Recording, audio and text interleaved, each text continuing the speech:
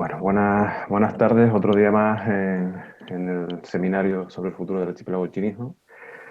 El primer día contamos con Walter Beltrán y otra vez vamos a tener la suerte y agradecerle que vuelva a estar aquí con nosotros para hablarnos del planeamiento del parque. Es arquitecto urbanista, especializado en planeamiento ambiental y territorial. Y bueno, nos va a dar una visión general de planteamiento desde la perspectiva que fue una de las personas que creó el parque y luego cómo lo ha visto evolucionar. Y bueno, pues nada, espero que disfruten de la charla de la ponencia y sin más, lo dejo con Walter y muchas gracias. Hola, ¿qué tal? Buenos días. Hoy yo venía a hablarles sobre todo de planificación, más que del archipiélago Chinijo en sí, porque en realidad del archipiélago Chinijo, bueno, les han hablado mucho durante estos días y también mi experiencia es un tanto alejada ya hoy en día en el tiempo por cuanto cuando estuve, digamos, trabajando en la planificación del parque, pues fue hace ya prácticamente 35 años. Es decir, que es mucho tiempo y las cosas han cambiado mucho en los islotes, ¿no? Pero yo creo que les puedo aportar tanto pues una serie de elementos y de instrumentos que de alguna manera les puedan eh, aclarar qué es lo que se puede esperar de la planificación y qué es lo que se debe esperar de la planificación y que les puedan ayudar a intervenir en el proceso de planificación, que era uno de los objetivos, creo, de este curso, ¿no? Quería empezar un poco con, digamos, hablando de lo que es planificar, ¿no? ¿Cuál es la definición de la planificación? Pues la planificación es un proceso que está sometido en los últimos años a una controversia bastante importante, ¿no? Y muchas de las cuestiones que se plantean alrededor de esta cuestión de la planificación son debidas a lo que es la definición, ¿no? ¿Qué entendemos por planificación? Que si nos vamos al diccionario, pues se trataría de encaminar o dirigir una cosa a un fin. No estamos hablando tanto de lo que es la actividad reglada, digamos, a través de las leyes y de los reglamentos y demás, ¿no? Sino de una actividad que realizamos todos los días. Es decir, planificamos el cómo llegamos a fin de mes, cómo de alguna forma pues nuestros ingresos los pautamos en el tiempo de manera que nos lleguen, cómo ahorramos una determinada cantidad para comprar algo que necesitamos, planificamos cómo vamos al trabajo para no encontrarnos con mucho tráfico y tardar el menos tiempo posible, planificamos cómo encontrar amigos o parejas, es decir, planificamos muchísimas cosas a lo largo de toda nuestra vida y de todo el tiempo en el que estamos realizando actividades, ¿no? Pero cuando hablamos de planificación territorial, ¿no? Estamos hablando de una actividad muy concreta. Estamos hablando de planificar sobre un territorio, ¿no? Pero aquí hay una serie de malentendidos. Por ejemplo, estamos hablando, cuando hablamos de planificación del territorio, muchas veces se habla de zonificación simplemente, y aquí tenemos una confusión entre el ámbito y el objeto de la zonificación. El ámbito de la zonificación sería el territorio, pero el objeto no es tanto el territorio como la actividad humana que se realiza sobre ese territorio. Entonces, estaríamos de alguna manera planificando la forma en la que una sociedad, una determinada sociedad humana, desarrolla su actividad sobre el territorio y la manera en la que influye sobre él. Entonces, no debemos confundir planificación territorial, por ejemplo, con zonificación, que es una de las confusiones, digamos, más comunes y que se ha aplicado muchísimo, por ejemplo, en los espacios naturales. Es decir, se entiende que zonificamos un espacio natural o que zonificamos el territorio de manera que preservamos determinadas partes del territorio y que esas partes del territorio no serán usadas, ¿no?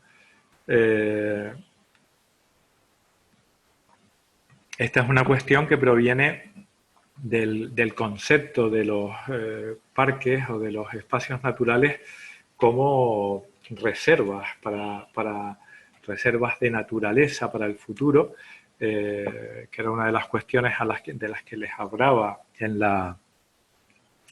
en el seminario, perdón, en la mesa redonda inicial, pues estábamos hablando de que había una determinada visión de los espacios naturales que era una visión de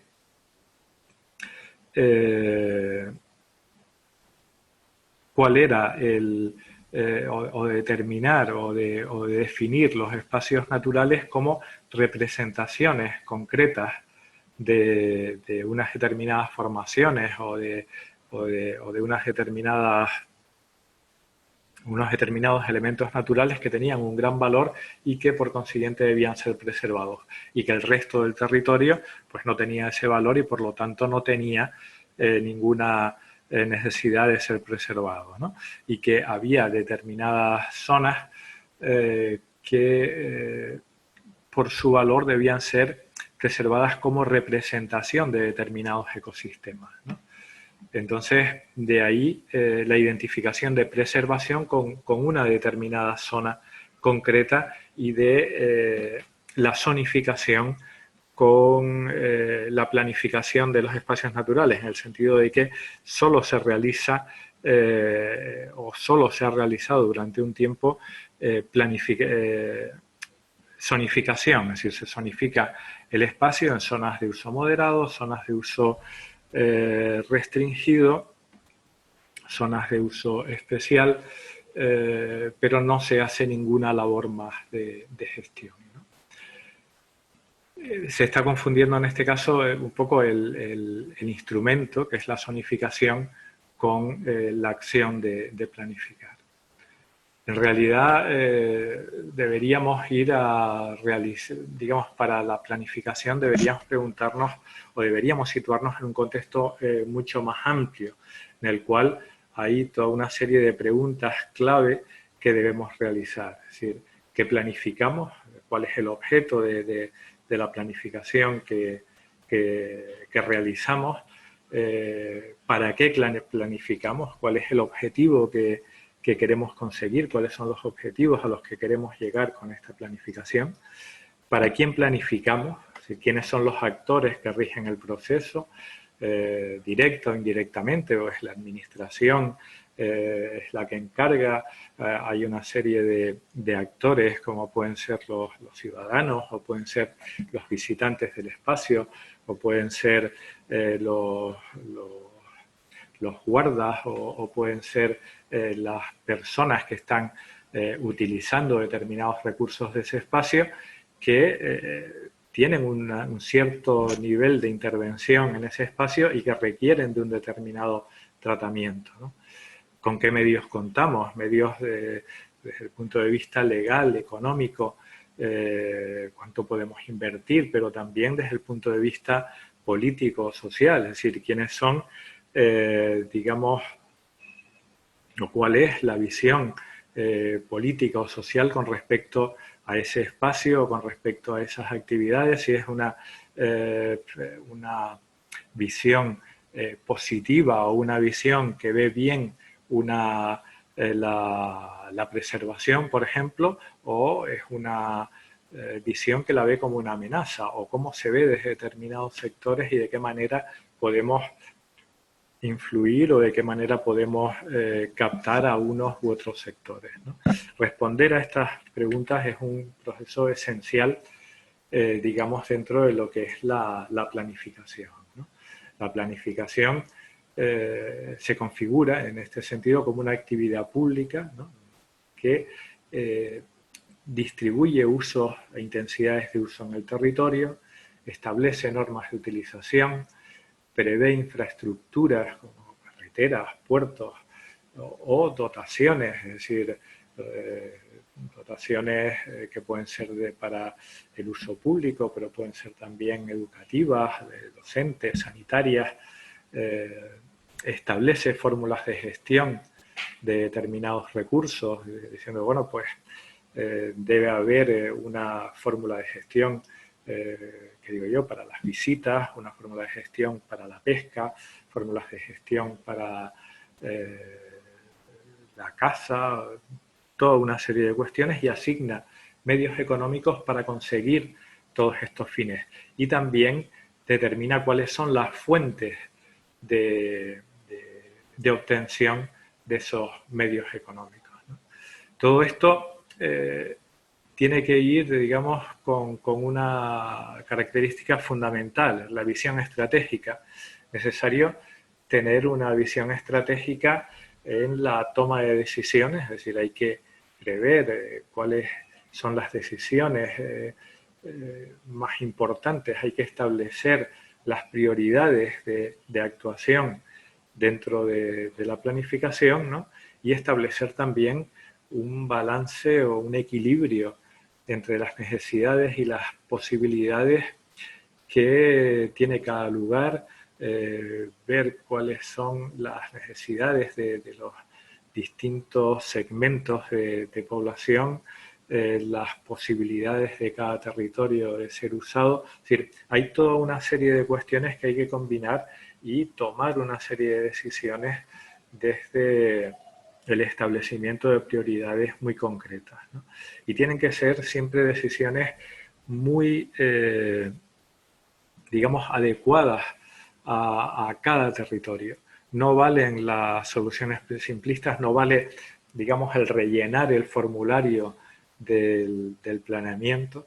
El territorio es muy complejo, cada territorio y cada sociedad que lo habita tienen características muy singulares y es preciso elaborar un proyecto de planificación para cada emplazamiento concreto y para la sociedad que lo habita.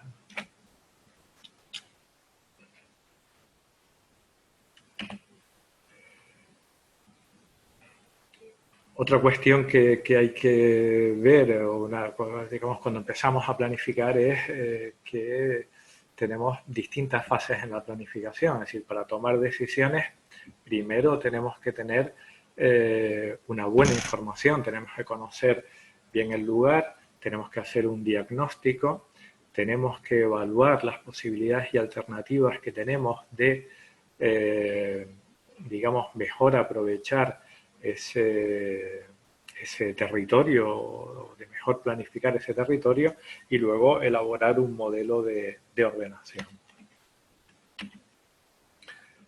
Si empezamos por la información, digamos que lo primero que tenemos que tener es una buena información. Es decir,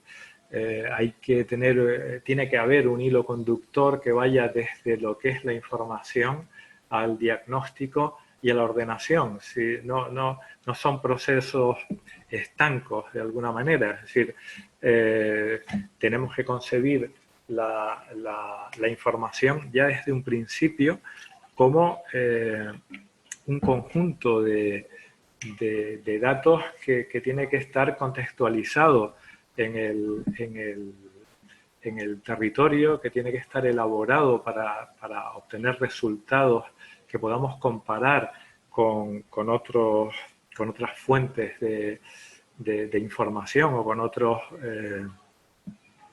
tipos de información concreta, y hay que hacerla ya desde un principio con una finalidad concreta y con una metodología también muy concreta que ahora veremos, ¿no?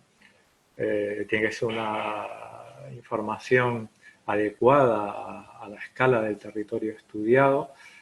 Cada plan tiene su escala y ahora veremos distintos ejemplos de planes y de escalas distintas de información, ¿no? Y tiene que cubrir todos los campos precisos para establecer el diagnóstico. Es decir, no nos vale una información concreta, por ejemplo, del medio natural o de la sociedad. Tienen que estar cubiertos todos los campos y tienen que estar cubiertos de una forma que pueda ser interrelacionada. Aquí vemos, por ejemplo, ejemplos de información, ¿no? Esta es información ambiental de un plan general, que es en este caso el plan general de Aría, que es está al lado de los islotes, ¿no? Es decir, bueno, en concreto aquí hay una parte del parque natural, ¿no? Que es la de toda la parte de los riscos de Famara, las salinas y demás, están en el municipio de Aría, ¿no? Y aquí tenemos pues una información geológica con las distintas formaciones geológicas y geomorfológicas que hay en el municipio. Aquí tenemos una información de vegetación, pues cuál es la vegetación natural que hay. Ya vemos que hay toda una serie de formaciones muy interesantes que nos van delimitando campos concretos. Por ejemplo, aquí tenemos el Malpaís de la Corona, tenemos determinados las zonas de volcanes, el volcán de la Corona, el volcán de los helechos, toda la zona del acantilado, ¿no?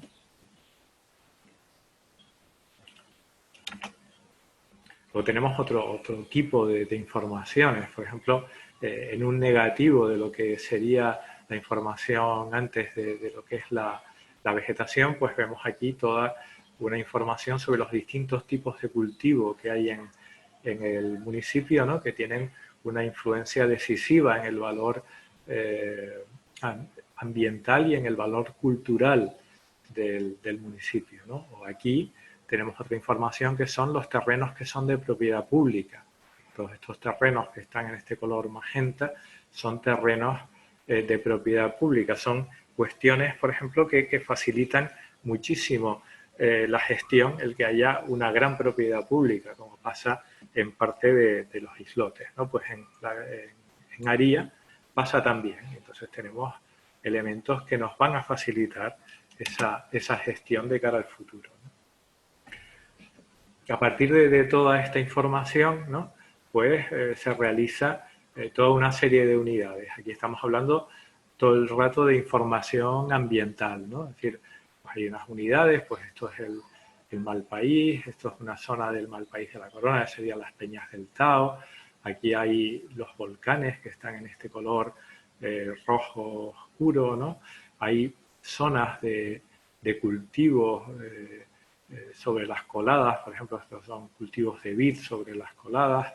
Hay zonas de cultivos sobre el rofe, hay áreas de culminación o superficies de culminación de los relieves antiguos, hay laderas, están las laderas del Risco también, que tienen unos valores singulares, están las salinas del río, es decir, toda una serie de unidades que tienen unas características diferenciales, que nos permiten diferenciarlas y luego, una vez que les hemos asignado sus valores y sus características diferenciales, pues podemos valorarlas, ¿no? Y aquí, por ejemplo, tenemos un plano ya de síntesis de la información que nos da cuál es la calidad para la conservación en ese territorio, ¿no? Y entonces tenemos zonas de muy alta calidad para la conservación, como toda la zona del Malpaís de la Corona, tenemos y los riscos de Famara,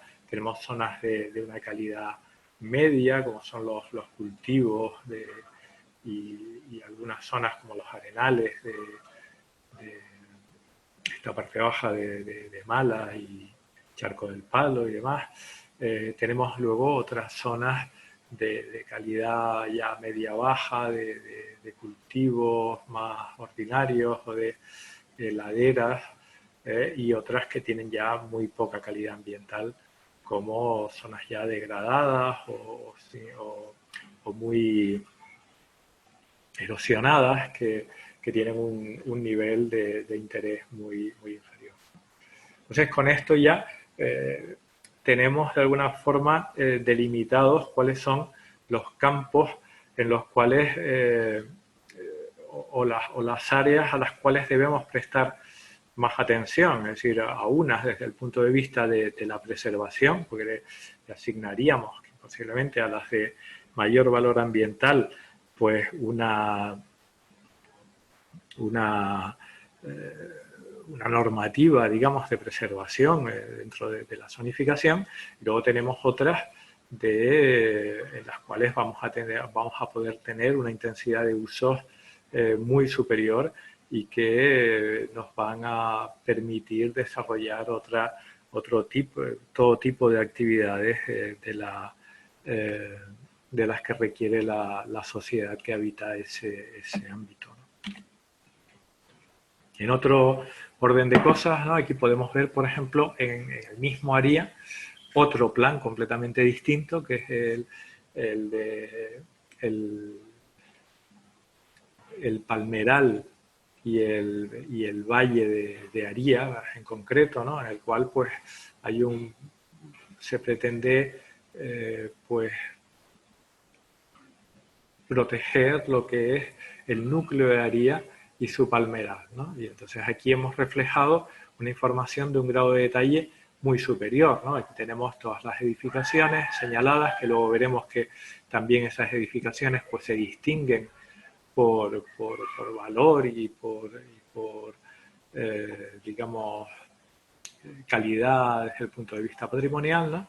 Tenemos los distintos cultivos, las distintas zonas de vegetación natural, y tenemos también señalados aquí con puntos rojos pues cada una de las palmeras antiguas que hay en el palmeral, y en puntos azules las palmeras digamos plantadas, o las palmeras jóvenes, ¿no? Entonces es otro nivel de información completamente distinto, que nos permite entrar en un ámbito de ordenación mucho más detallado, mucho más concreto.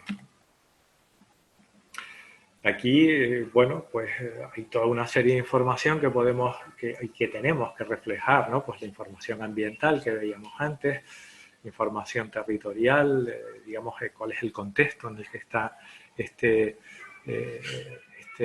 ámbito territorial, la información urbanística, pues, cuál es la edificación que tiene, cuáles son los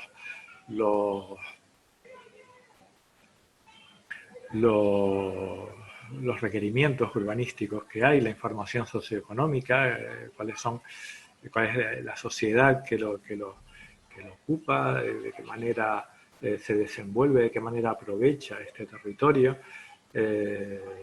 cuál es su evolución demográfica, hacia dónde va esa demografía, qué cantidad de gente tenemos, cuál es la información de tipo económico, ¿sí? Cuáles son los medios de los que se dispone para ordenar ese espacio, para intervenir en ese espacio, y cuáles son también los medios financieros que nos pueden llegar desde el exterior para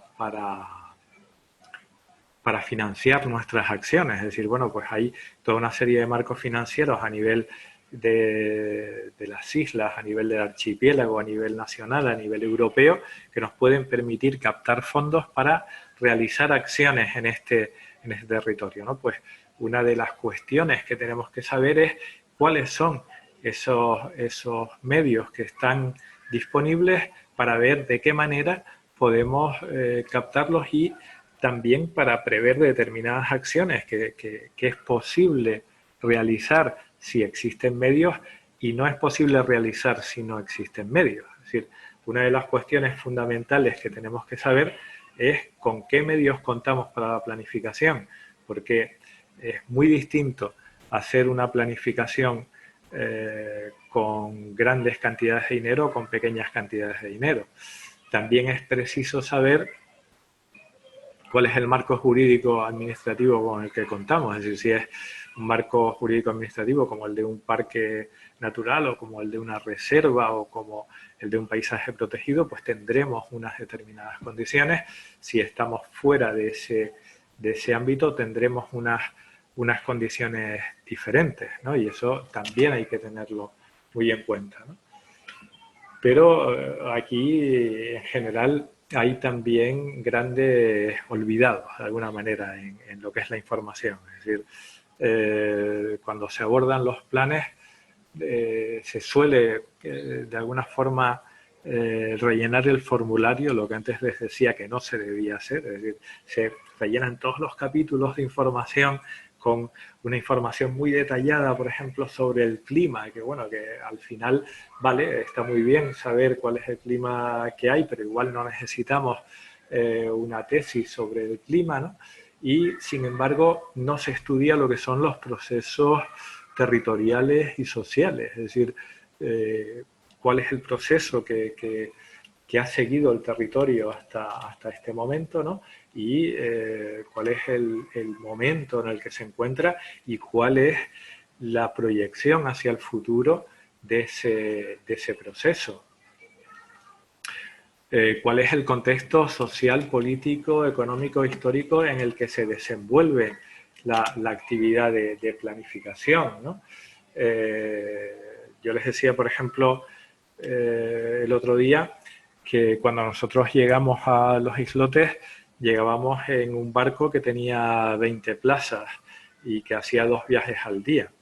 Eso, evidentemente, ha cambiado de una manera radical y eso cambia la visión del territorio, cambia las aspiraciones de los habitantes, lo cambia todo. Es decir, si en aquel momento la visión de los habitantes era intentar tener las comodidades que tenía el resto de la población del archipiélago y salir de su aislamiento, ¿no? Y tener casas modernas, tener desarrollo económico y no veían ningún valor en el parque realmente, es decir, su aspiración no era conservar el parque, sino era mejorar su estatus económico. Hoy en día la visión es absolutamente la contraria, es decir, estamos en una posición mucho más favorable desde el punto de vista de la percepción del parque por parte de los habitantes, tanto de la Graciosa como del resto de las islas y de la necesidad de preservación de ese espacio, ¿no? Y sin embargo, tenemos al parque sometido a una presión infinitamente superior a la de aquellos momentos desde el punto de vista de las visitas, no es de otros puntos de vista, es decir, hay determinadas cuestiones o determinados usos que han prácticamente desaparecido, como es el tema de la Casa de Pardelas, ¿no? Que en aquellas épocas era bastante importante, y sin embargo hay otros usos, como es la llegada de visitantes desde el exterior, que tienen que han variado de una manera radical y que inciden tanto en la Graciosa como en el territorio de Aría, en Órsola, por ejemplo, en la cuestión de aparcamientos y demás, de una forma decisiva, ¿no?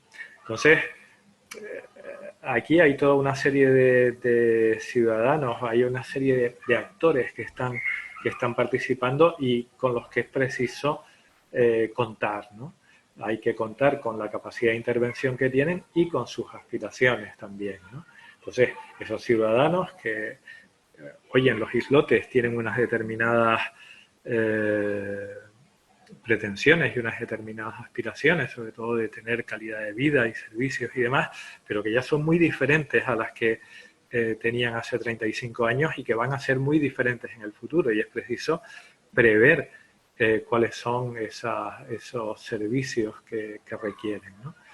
Hay toda una serie de negocios, de promotores, de empresas que tienen obtener una serie de beneficios del parque y de su actividad en el parque, ¿no? Hay una serie de políticos que intervienen y que esperan obtener un rendimiento, digamos, en cuanto a su imagen desde su actuación pública en el parque, ¿no? Y hay una serie de legisladores que pretenden digamos, establecer un orden en ese territorio y en esa sociedad, ¿no? Estoy simplificando mucho para un poco que entiendan la complejidad de todos los actores que están interviniendo ahí. Están también unos planificadores que están intentando de alguna manera establecer también un orden y conjugar los intereses de todos los actores en este territorio y preservar a la vez los valores de ese territorio, ¿no? Y hay también pues toda una serie de ciudadanos que van a intervenir desde sus propios intereses en esa planificación. Todo esto son cuestiones que hay que tener en cuenta y que hay que estudiar expresamente, ¿no? Entonces, por ejemplo, por hablar de procesos, ¿no? Y de procesos que intervienen decisivamente en lo que es la planificación territorial, aquí les expongo un caso, por ejemplo, el de Tacoronte, ¿no? Uno de los municipios del norte de Tenerife, ¿no? De los típicos municipios del norte de las islas occidentales, ¿no? En el cual hay unos procesos de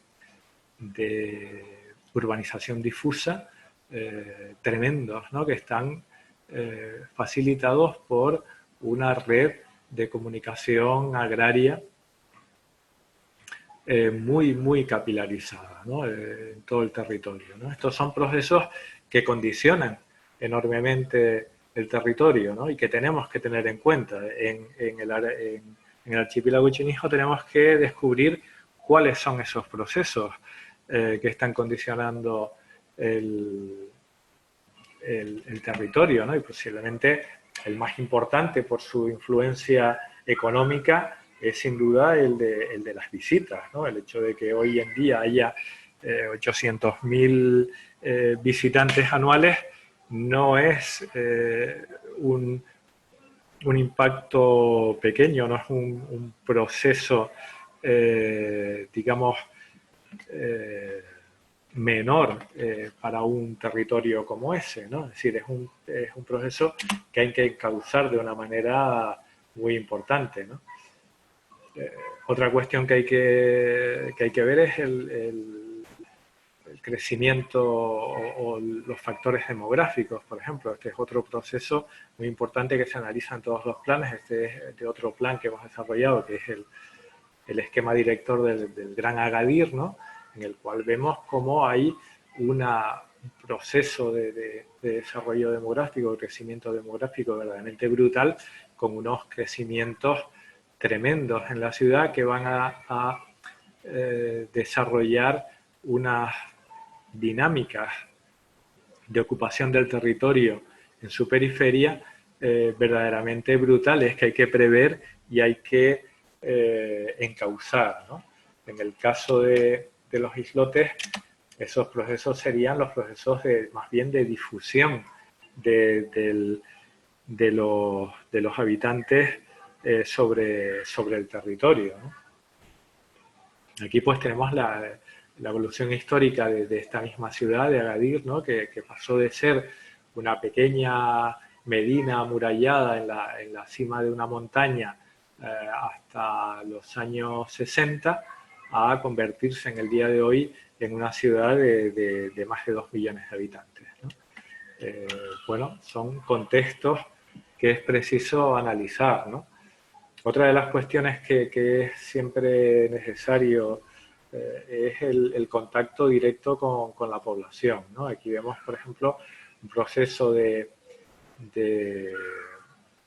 información pública desarrollado en el Plan General de Tacoronte, en el cual pues se realizó toda una serie de visitas a todos los barrios, a todas las comunidades y demás, para ver cuáles eran las aspiraciones de de los habitantes y ver de qué manera se podían recoger en el plan o se podían encauzar a través del plan las aspiraciones de los habitantes y responder de algún modo a esas aspiraciones, ¿no?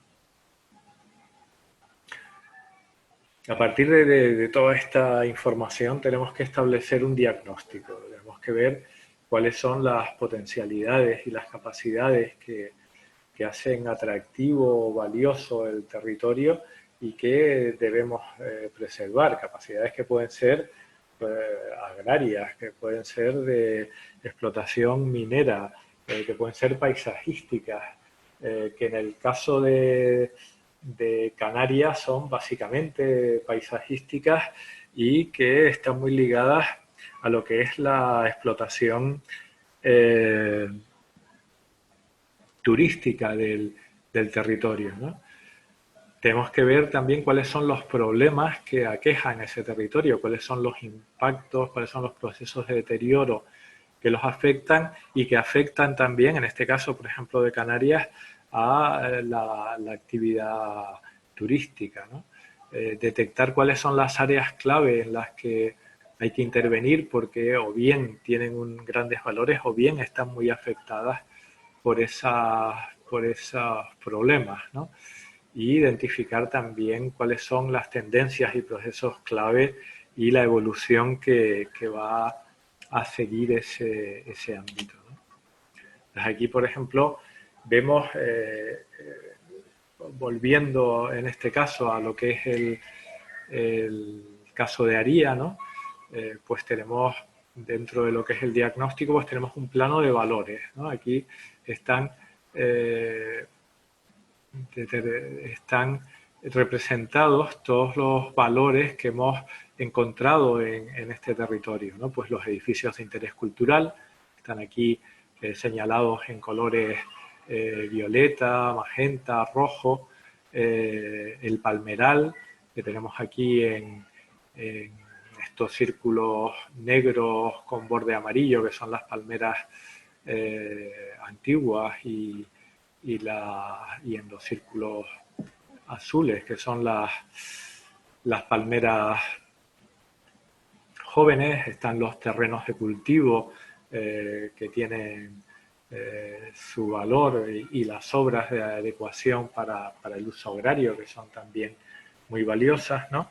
Y que configuran un contexto como el que conocemos, es decir, edificios de gran interés, palmeras, obras de adecuación al contexto agrario que vemos por todas partes, ¿no?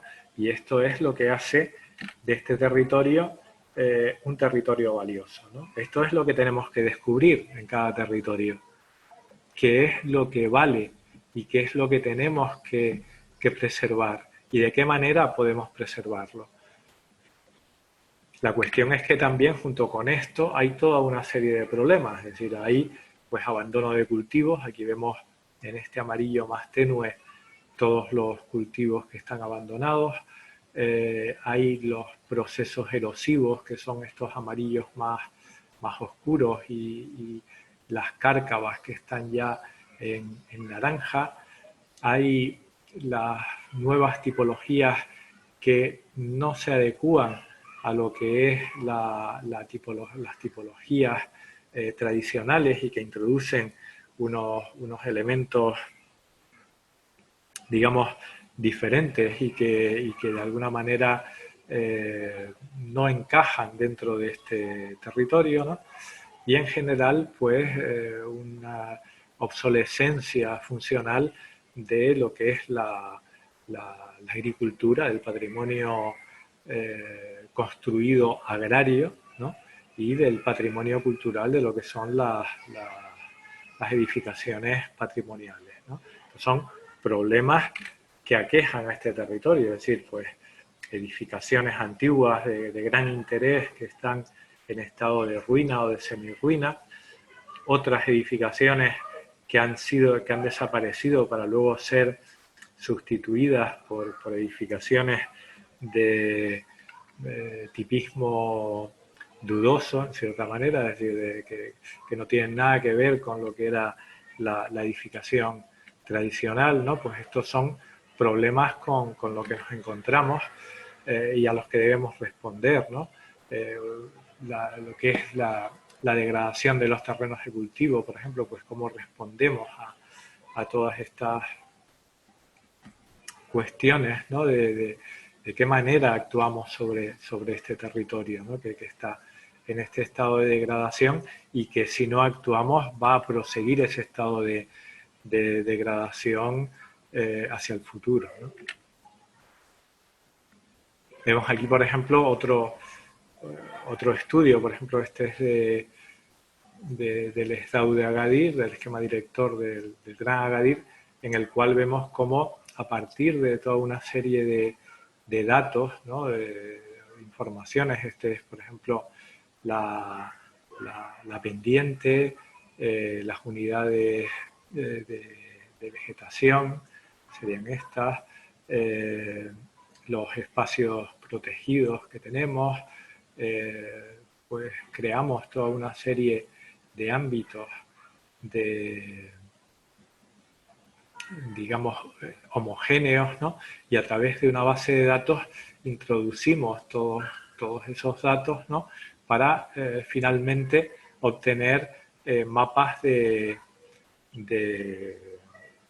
síntesis, ¿no? Como este, por ejemplo, que es de la calidad para la conservación, en el cual vemos como hay espacios, por ejemplo, estos serían las montañas del Atlas, con una calidad de conservación muy grande, o el Parque Nacional Submasa también, el bosque de Admin,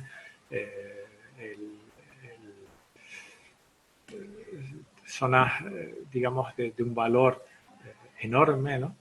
Y luego otras zonas, pues, con valores mucho más menores o distintos, de alguna forma, porque esta zona es una zona con un bajo valor ambiental, pero con una capacidad productiva agraria enorme, que son los grandes cultivos intensivos de la zona de la llanura estuca, ¿no? Son elementos, digamos, que nos facilitan luego la ordenación. Es decir, hay una calidad para la conservación muy alta en determinados espacios y muy baja en otros, como es toda la zona de la urbanizada, ¿no? Que, en la cual el territorio está completamente transformado. Luego tenemos que ver, cuando veíamos las capacidades de gestión y de financiación, tenemos que ver cuáles son nuestras capacidades. Porque eso tiene mucho que ver con la forma en la que vamos a intervenir sobre el medio. Es decir, no es lo mismo intervenir de esta manera, ¿no? Aquí tenemos, por ejemplo, el acceso a Cueva de las Palomas en La Palma, ¿no? En el cual se ha hecho toda una pasarela elevada que apenas toca la colada, ¿no? Y que permite una cantidad de visitantes muy elevado con un impacto mínimo sobre el terreno, ¿no? En cambio, aquí vemos lo que es pues la salida de la carretera que lleva de Caleta del Cebo a Las Conchas, ¿no? En el cual pues hay simplemente una pista que es recorrida por todo tipo de vehículos y que está en un estado bastante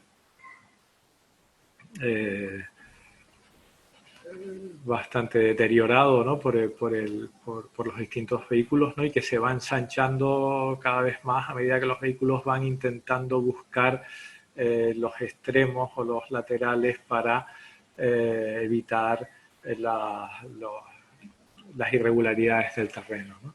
Entonces, entre estos dos extremos hay una multitud de alternativas y de posibilidades, ¿no? Es decir, antes hablaba de que uno de los elementos fundamentales con los que nos tenemos que enfrentar en los islotes es cuál es la cantidad de visitantes que vienen. Es decir, cómo se regula, si se regula la entrada, y si no se regula, de qué manera ponemos los medios para que esa cantidad de visitantes no produzcan un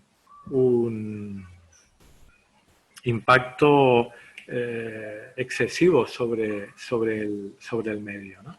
Entonces, bueno, pues acondicionar los caminos de manera que no se pueda salir de ellos, por ejemplo, aumentar los sistemas de vigilancia para que haya una vigilancia suficiente como para que los visitantes hagan un uso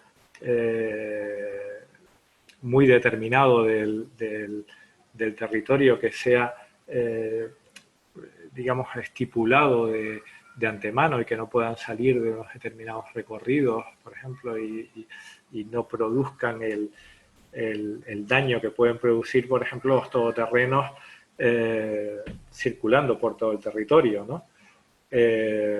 Establecer determinados lugares para determinadas actividades es fundamental en este territorio, ¿no?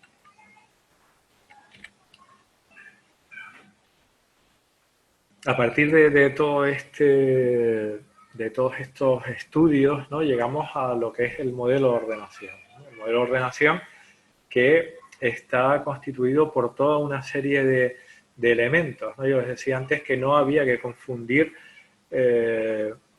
la planificación con la zonificación. La planificación es algo mucho más amplio que la zonificación. Estamos hablando de zonificación y de distribución de usos, por supuesto, de establecer normativas de utilización diferenciadas para cada zona, por supuesto, pero estamos hablando también de propuestas de implantación de infraestructuras y de equipamientos, o bien de el tratamiento de las infraestructuras existentes, ¿no?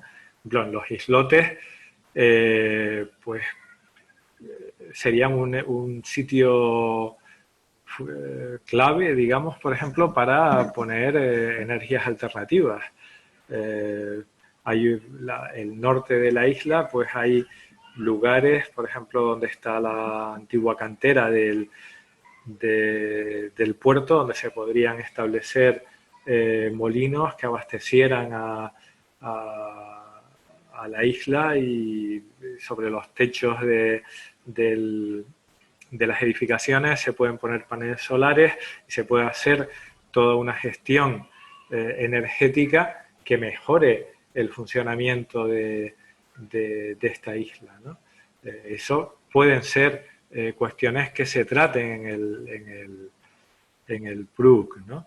El tema de la recogida de residuos y el tratamiento de residuos, fundamental hoy en día. Bueno, pues se están llevando a Lanzarote, pero durante años fueron arrojados al lado muy cerca de la playa de las Conchas, y hoy en día pues sigue habiendo ahí un vertedero cubierto de arena, pero un vertedero.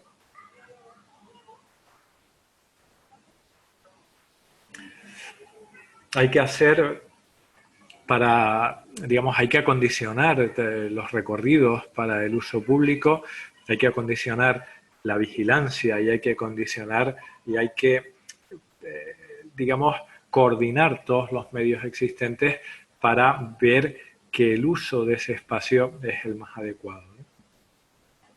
Hay que hacer toda una serie de propuestas de inversión. Evidentemente,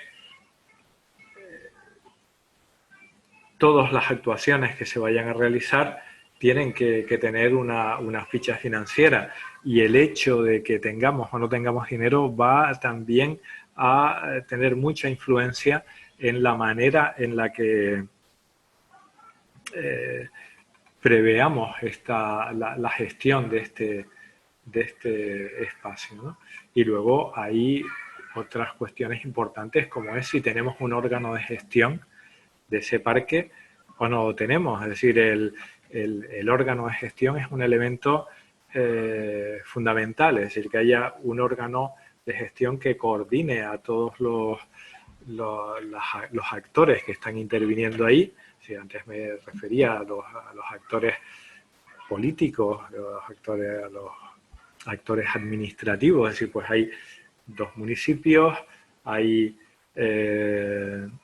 un cabildo, hay parques nacionales, hay la reserva de la biosfera, hay la reserva marina, es decir, toda una serie de órganos de gestión, de alguna manera, o de organismos administrativos que están interviniendo ahí con sus propios medios personales y económicos y que deberían coordinar su actividad para conseguir una actividad, digamos, o una gestión adecuada, ¿no?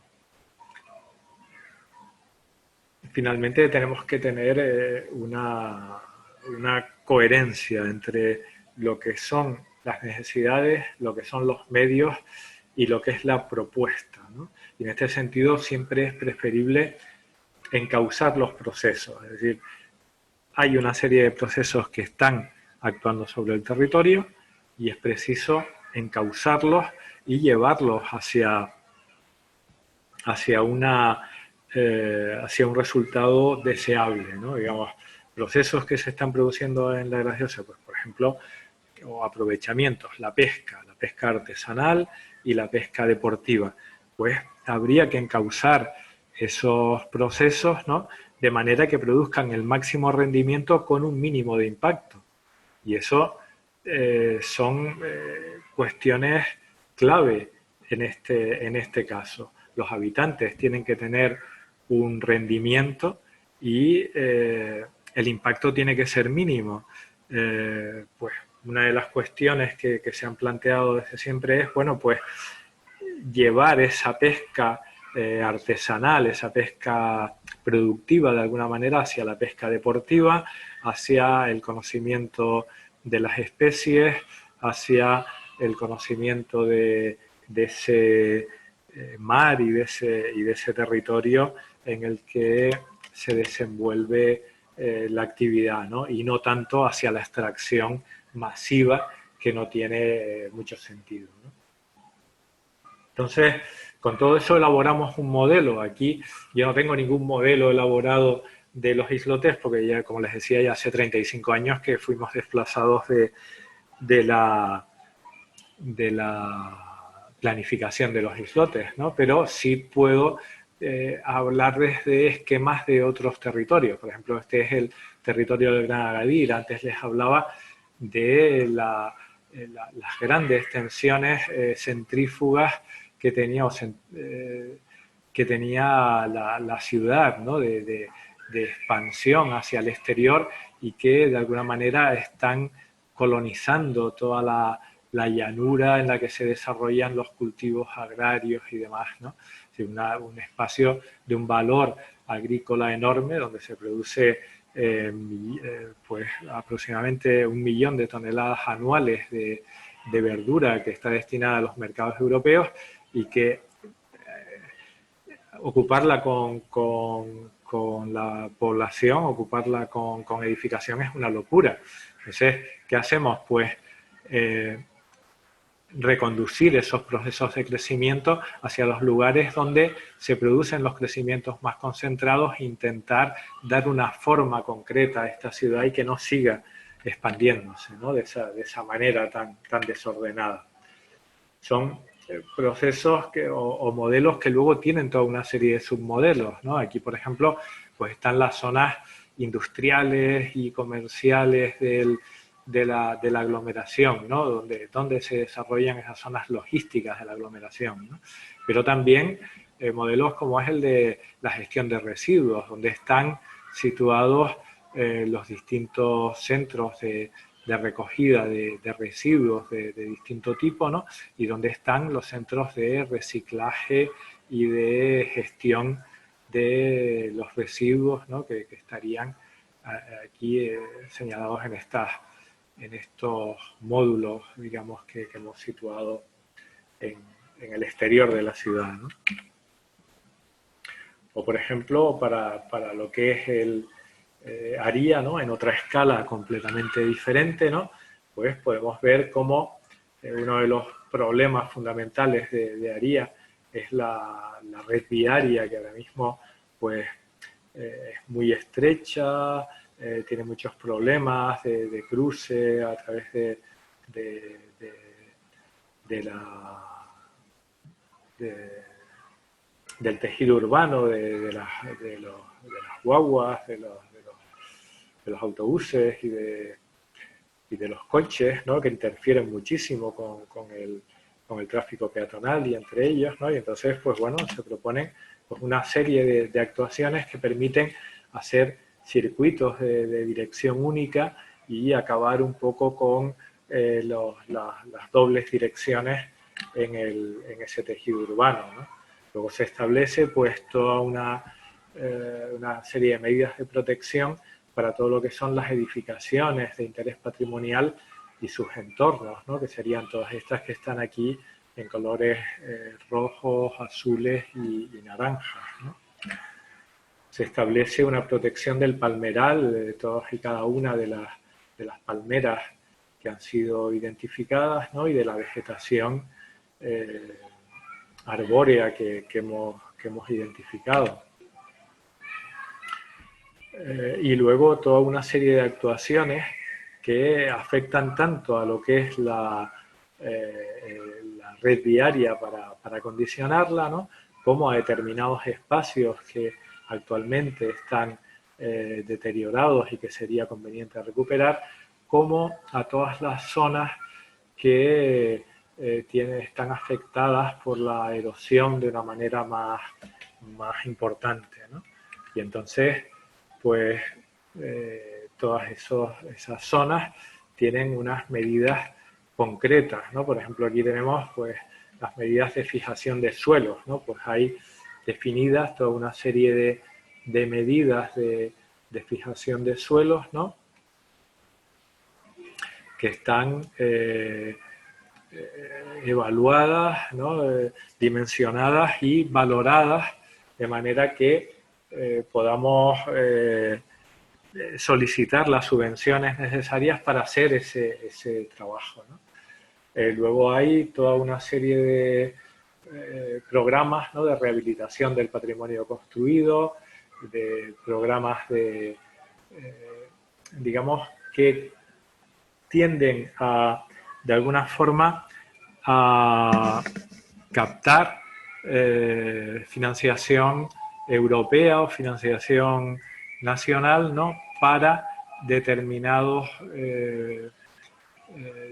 actuaciones, ¿no? Como es la rehabilitación de patrimonio arquitectónico para el turismo rural, los programas de mejora de núcleos y paisajes de interés turístico, es decir, captar subvenciones para intentar la rehabilitación de ese patrimonio, ¿no? Y también para la rehabilitación del patrimonio natural, es decir, captar fondos para la protección del suelo contra los fenómenos erosivos y la lucha contra la desertificación sería aplicable a estas superficies de suelo erosionado que les había explicado, ¿no?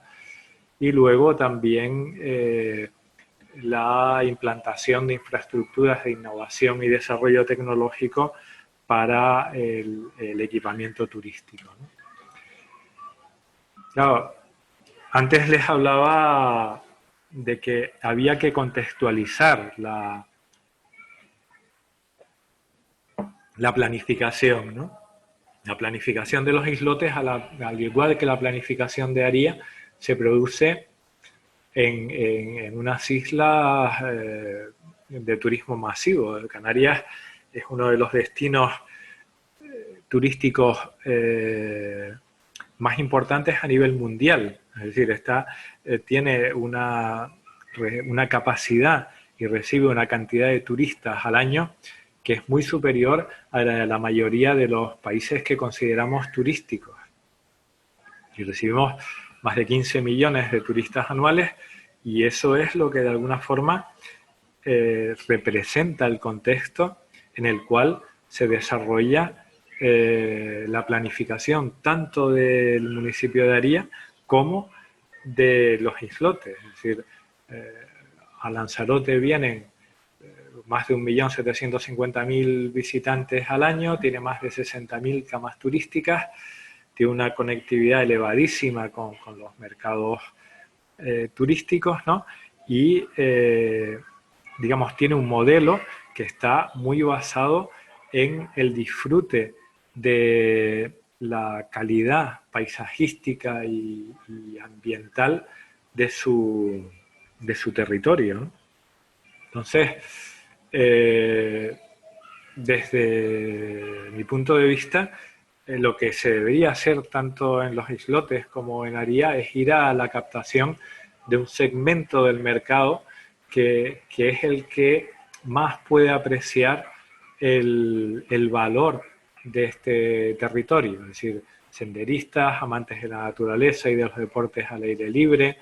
Eh, en el caso de Aría, pues los congresos serían eh, factibles. En el caso de los islotes yo creo que no, es más, eh, estaría más dirigido a la gente que ama la naturaleza y que quiere disfrutar la naturaleza, ¿no? Y la cuestión sería dirigir hacia ellos la oferta, ¿no? En el caso de Aría, este es un plan que ya tiene pues más de 10 años.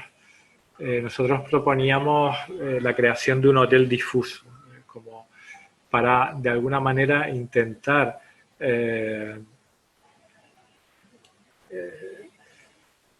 utilizar todo ese patrimonio construido que hay, que actualmente se está deteriorando a pasos agigantados porque la gente no quiere vivir o no aprecia esas viviendas antiguas como valiosas, sino que entiende que son simplemente viejas y las abandona. Y lo que nosotros proponemos es intentar recuperarlas, darles un valor como alojamiento turístico, creando una oferta digamos, alojativa para el casco, que no sea simplemente de visita como es hasta el momento, y de alguna manera recuperando toda esa arquitectura como alojamiento y colocando unos servicios centrales que estarían en una edificación muy emblemática del municipio, ¿no? Y empleando esa edificación como servicios centrales donde estarían pues cuestiones como comedores, recepción y demás al servicio de ese hotel difuso, ¿no? Es una idea de alguna forma para intentar llenar de contenido económico el, el patrimonio de, de Aría y de alguna forma intentar recuperarlo. Es un caso completamente distinto al de los islotes, es decir, en los islotes el contenido económico de esos recursos naturales está absolutamente, digamos, aprovechado, incluso súper aprovechado, ¿no? La cuestión estaría más bien en cómo intentar pautar o cómo intentar establecer una serie de límites a ese uso y en cómo hacer una gestión del uso público de ese espacio que no conlleve un deterioro no solo de los valores, sino también de la experiencia que tiene el visitante y de la calidad de vida de los residentes, ¿no? Estos son los aspectos, digamos, fundamentales que creo que deberían ser tenidos en cuenta en la planificación de los islotes, ¿no? Hay que establecer de alguna manera un equilibrio entre la cantidad de visitantes, la calidad de la experiencia y la calidad de vida de los residentes. Y bueno, esto es un poco lo que quería contarles. Si tienen preguntas o tienen algún tipo de cuestión que quieran plantear, pues estaré encantado de responderles. Muchas gracias, Walter. Tienen, aprovechen tenemos pocos minutitos para la siguiente charla. Tenemos ahí 5 minutitos en lo que cambiamos de los enlaces. Yo me quedo con la visión estratégica en la planificación, que después hablaré, y, bueno, eso exactamente. Como fue fundamental tener esa visión estratégica en cualquier planificación, ¿no? Sí, la cuestión, digamos, de, estratégica yo creo que es fundamental. Es decir, tenemos que plantearnos siempre frente a un territorio en concreto. Es decir, no podemos estar planteándonos eh, una, un estereotipo de plan. Es decir, el plan lo hacemos de una determinada manera porque esto es un parque natural, o lo hacemos de una determinada manera porque estamos hablando de un plan general, o estamos hablando de un plan especial, o estamos hablando de un plan rector de uso y gestión.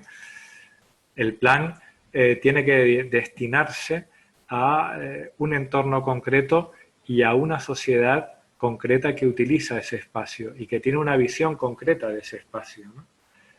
Y yo decía antes que, por ejemplo, hay varias cuestiones que he señalado a lo largo de esta charla, ¿no? Que es, por ejemplo, cuál es la visión que tiene el ciudadano, cuál es la visión que tiene el habitante de ese territorio, de su territorio. Es decir, cuando nosotros llegamos allí no había a los islotes no había ningún tipo de conciencia por parte de los habitantes de que eso tuviera un valor. Eh, por otra parte, tampoco había una conciencia en en los organismos, digamos, rectores de los espacios naturales en aquella época, digamos, el ICONA y demás de aquella época, de que aquello se pudiera preservar íntegramente cuando tenía una población dentro, y mucho menos declararlo parque nacional, como se pretendió en un principio, ¿no? Es decir, nosotros entendíamos que tenía los valores como para ser parque nacional y mucha gente lo entendía, pero el hecho de que tuviera una población dentro, pues ya vetaba cualquier posibilidad de declaración de ese territorio como parque nacional.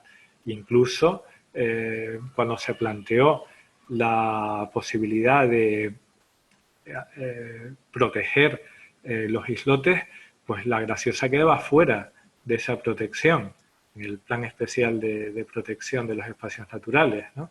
Entonces, eh, esa visión ha evolucionado muchísimo. Hoy en día tenemos una visión completamente distinta, pero una visión completamente distinta también porque la pesca artesanal, por ejemplo, ha dejado de ser el fundamento de la vida de los ciudadanos de la Graciosa, como era en ese momento. Ahora el fundamento o la base de la economía de la Graciosa es el turismo y no es la pesca artesanal. Con lo cual, la visión de los habitantes ha cambiado de una manera radical. La visión, la sociología, la economía. Es decir, han pasado de ser uno de los pueblos más pobres de Canarias, es decir, en aquel momento, hace 35 años, digamos, tenía un nivel de vida realmente muy bajo, ¿no? Y hoy son la zona con el nivel de vida o uno de los niveles de vida más altos de Canarias, es decir, en cuanto a renta. Entonces, cambia de una manera, digamos, radical la historia, ¿no? Y es preciso entrar en todos esos factores, ¿no? Ahora mismo, en aquel momento, digamos, podíamos ir 20 personas eh, o 40 personas como máximo a la isla por día, y hoy pueden ir miles. Entonces, eso cambia también completamente las condiciones, ¿no? Y la cuestión es hasta qué punto va a poder crecer esto, ¿no?